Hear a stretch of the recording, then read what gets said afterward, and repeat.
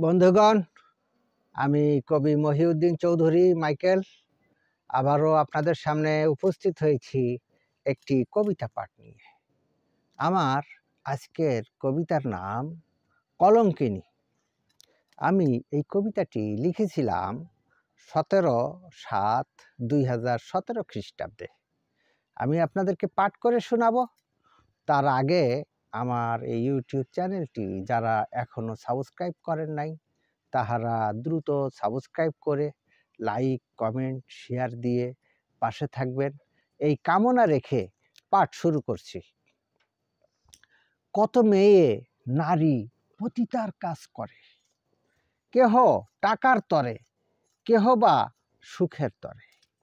যৌবনকালে ওরা যৌন কর্মী সুদর্শনী, বয়সের ভারে বদলে হয় মক্ষী রানী।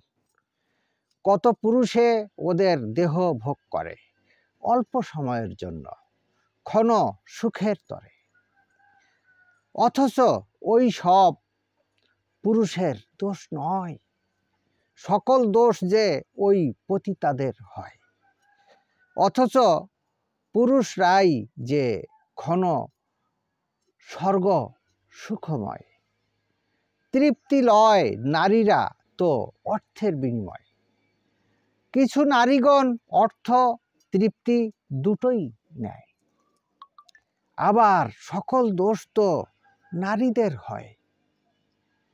পতিতা বা ধর্ষিতাগণ ধরা না পড়লে সর্বদা থাকে যে স্বস্তি, সর্বদা থাকে যে সতী নারীর আদলে। যৌনকর্মী ও মক্ষী রানী এবং খদ্দের উপকারভোগী ওরা সকলে পরস্পর, অথচ ওরা একে অন্যে কৃতজ্ঞ নয়। এভাবেই চলমান সমগ্র জগৎময়। কত পুরুষ অসহ্য যৌনতার তাড়নায় সতী নারীকে ধর্ষণ করে যন্ত্রণা দেয়। ধর্ষকরা অনেকে বিচারে শাস্তি পায়, কেহ কেহ নীরবে ছাড়া পেয়ে যায়।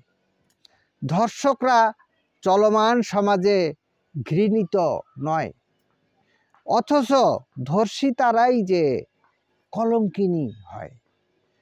পুরুষ শাসিত এই সমাজ ব্যবস্থা, তাই নারীগণ সবসময় দোষী সাব্যস্ত হয়।